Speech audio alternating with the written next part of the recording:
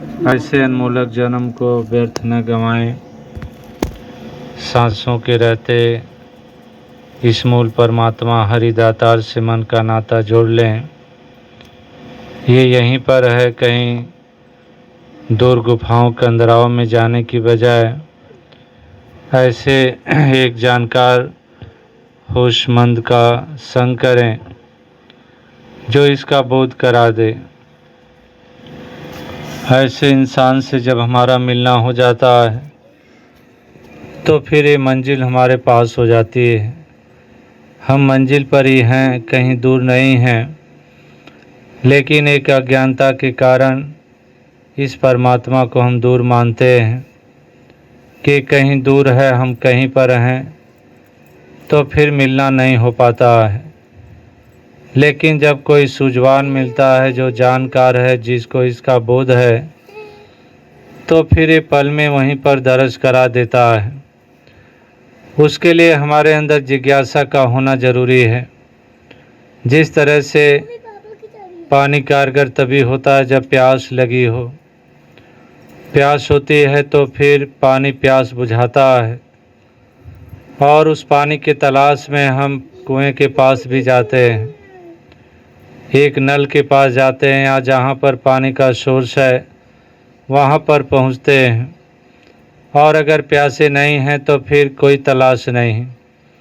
इसी प्रकार से अगर हम खोजी हो जाते हैं, इस मूल परमात्मा के खोजी बन जाते हैं, तो फिर हम ऐसे स्रोत का खोज कर लेते हैं जहाँ से इसका बोध हो जाता है। तमाम ऐसे मिसाल इतिहास के पन्नों में दर्ज हैं। कहीं पर विवेकानंद जी का जिक्र होता है, कहीं पर मीरा जी का, कि किस प्रकार से उनके अंदर ऐसा बोध जगा है और उसी के कारण ये खोजने की एक खोज पैदा हुई है।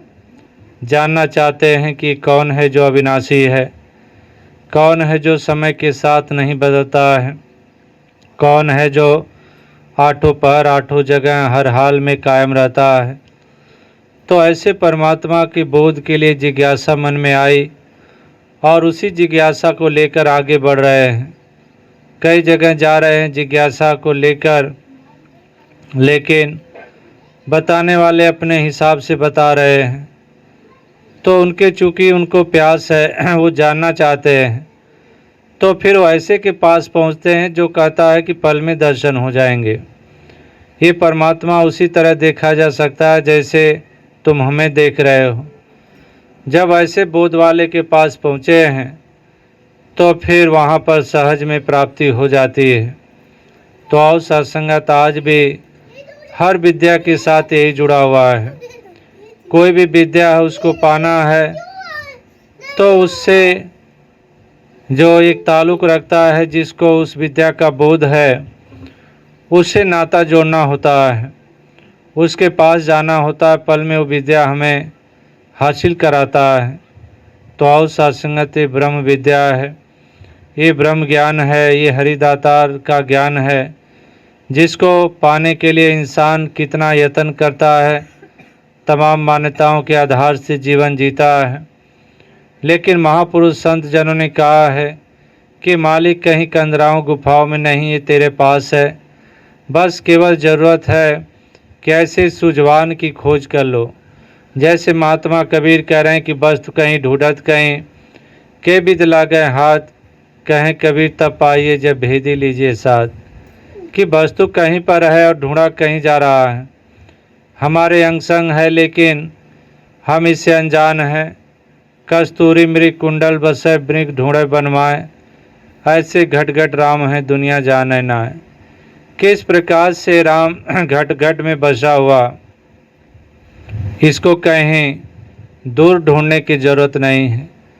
लेकिन अज्ञानता के कारण, ना जानकारी होने के कारण, बोध ना होने के कारण दूर दूर इंसान ढूंढता है, तमाम यात्राएं करता है, लेकिन ये बोध प्राप्त नहीं होता है। तो महापुरुष संत जन केवल एक ही बात का इशारा करते हैं कि इंसान अपने अंदर प्यास जगाओ, एक ऐसी तड़प पैदा करो जिस प्रकार से कोई पानी में डूब रहा है और उसको उबरने की ज़रूरत होती है, कितनी तड़प महसूस करता हो, बचाव के लिए कितना बेचैन होता है। इसी प्रकार से अगर इस परमात्मा का बोध प्राप्त करने के लिए हमारे अंदर इतनी तड़प आ जाए, बेचैनी हो जाए, तो ये प्राप्ति हो जाती है। जैसे मीरा जी को एक तड़प, एक ऐसी प्यास, एक ऐसी लगन लगी, और मीरा किस तरह से जाकर सबसे पूछ रही हैं कि क्या आप मुझे मेरे सांवरे मेरे कृष्ण के दर्शन करा सकते हो। तो सभी ज़्यादातर यही मिले जो कह रहे हैं कि इसमें समय लगता है, इसमें तमाम तप करना पड़ता है, इतना आसान नहीं होता ये प्राप्ति। उसको तमाम ढंग बता रहे हैं, लेकिन मीरा को प्यास लगी है। जब भूख लग जाती है तो वहाँ पर कोई ये कहे कि अभी पकवान बनेंगे और उसमें इतना इतना टाइम लगेगा और इतना इतना ढंग से पकवान बनाना पड़ेगा, तो भूखा तो ये कहता है कि जो तैयार वही लाओ, क्योंकि उसको भूख है। तो मीरा वहाँ पर रुक नहीं रही हैं, मीरा आगे बढ़ रही हैं। और आगे बढ़ते बढ़ते जब रविदास के पास पहुँची हैं, तो रविदास जी साधारण रूप से बैठकर वहाँ पर एक जूती गाछने का काम कर रहे हैं, चप्पल जूते सिलने का काम कर रहे हैं, और साधारण रूप से दिख भी रहे हैं। कोई ना स्टेज, कोई सिंहासन, साधारण रूप से बैठकर काम कर रहे। तो मीरा वहाँ पर पहुँचे हैं। किसी ने कहा कि इनके पास ब्रह्म ज्ञान है, ये ईश्वर के दर्शन कराते हैं। मीरा फ़ौरन उनके पास पहुँच जाती हैं और उनसे यही सवाल करती हैं कि आप मुझे कृष्ण के दर्शन करा सकते हैं। तो आगे से रविदास जी यही कह रहे हैं कि हाँ, ये तो बहुत ही आसान काम है, ये तो परमात्मा यहीं पर, ये दातार हरि तो यहीं पर, ये कहीं दूर नहीं है, ये कोई मुश्किल काम नहीं है। और काम कठिन हो सकते हैं, धरती से एक जगह से दूसरी जगह जाना कठिन हो सकता है, समय लग सकता है, लेकिन ये परमात्मा तो अंग-संग है, ये तो यहीं पर हमारे सामने, आपके सामने मौजूद है, केवल एक इशारे का फासला है। बोध नहीं आपको, इसलिए आप इसको तड़प कर एक तड़प में घूम रही हैं। और उसी धागे से जिससे वो चप्पल जूते गांच रहे हैं, उसी धागे से उन्होंने इशारा कर दिया, मीरा को प्राप्ति हो गई, मीरा को होश आ गई और मीरा जान गई। फिर वही मीरा जो पहले कहती थी कि सबके पिया परदेश बसत हैं, लिख लिख भेजत पाती, मोर पिया मोरे अंग संग बसत ना आती ना जाती। क्या मीरा जो ढूंढ रही हैं, जो पहले कह रही थी कि गगन मंडल में सेज पिया की कैबिद मिलना हो, कि यहाँ पर तो सभी कहते हैं परमात्मा ऊपर है, तो मैं तो ज़मीन पर, मैं कैसे जा पाऊँगी, इतना ऊंचाई को प्राप्ति कैसे होगी। लेकिन वही मीरा कह रहे हैं कि सब मेरा प्रियतम सब जगह बस रहा है, ना आती ना जाती, ये कहीं आता जाता नहीं है, ये आठों पर कायम रहता है। तो और सत्संगत कहने का भाव कि मीरा ने रविदास जी का कुछ भी नहीं देखा, ना उनका लिबास देखा, ना उनका रहन सहन देखा, ना उनका कारोबार देखा। मीरा ने केवल ज्ञान देखा कि ज्ञान रोशनी इनके पास है, और चाहिए भी यही। महापुरुषों ने यही कहा है, साधु की जात न पूछो, पूछ लीजिए ज्ञान, मोल करो तलवार की पड़न रहन दो म्यान। कि साधु की जात पूछना ये एक और अज्ञानता की निशानी है, कि अगर वाकई तुम बोध चाहते हो तो फिर रोशनी की बात करो, उजाले की बात करो, ज्ञान की बात करो, होश की बात करो। तो मीरा वहाँ पर गई तो और कोई सवाल नहीं किया, मीरा फौरन इसको जानने की बात की और उनको उसी तरह से फौरन प्राप्ति भी हो गई। तो और सत्संगत आज भी यही है, इल्म को पाने के लिए हमें एक ऐसे इल्म के जानकार के पास जाना होता है, और इसी जानकार का नाम इस दुनिया में गुरु कहा जाता है। गुरु का मायने है जो अंधकार से प्रकाश की ओर करे, यानी कि जो इशारा कर दे, अंधकार से निकलकर प्रकाश में स्थापित करा दे। तो इस प्रकार से ऐसे जनों का संग कल्याणकारी होता है।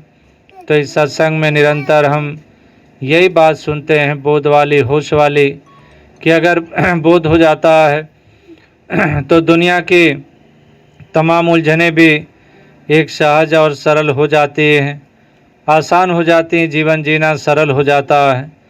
और ना समझी में तो जीवन कितना कठिन है। इंसान किस प्रकार से घृणा नफरत बैर को ही जीवन मान बैठा है। उसको घृणा में जीने का एक ऐसा आनंद प्राप्त होने लगा कि छोड़ने को नहीं तैयार। लेकिन महापुरुष संत जन इंसान को बार बार याद दिलाते हैं कि इंसान ऐसी मोहब्बत वाली दुनिया में चलो जहाँ पर केवल आनंद ही आनंद है, जहाँ पर केवल रोशनी रोशनी है, जहाँ पर कहीं पर कोई ठोकर नहीं। तो ऐसी प्रेम वाली दुनिया में जीने के लिए महापुरुषों ने हमेशा इशारा किया है। तो आओ सत्संगत, आज इस सत्संग में इन्हीं सुंदर वचनों से आनंद लिया और दिया गया है।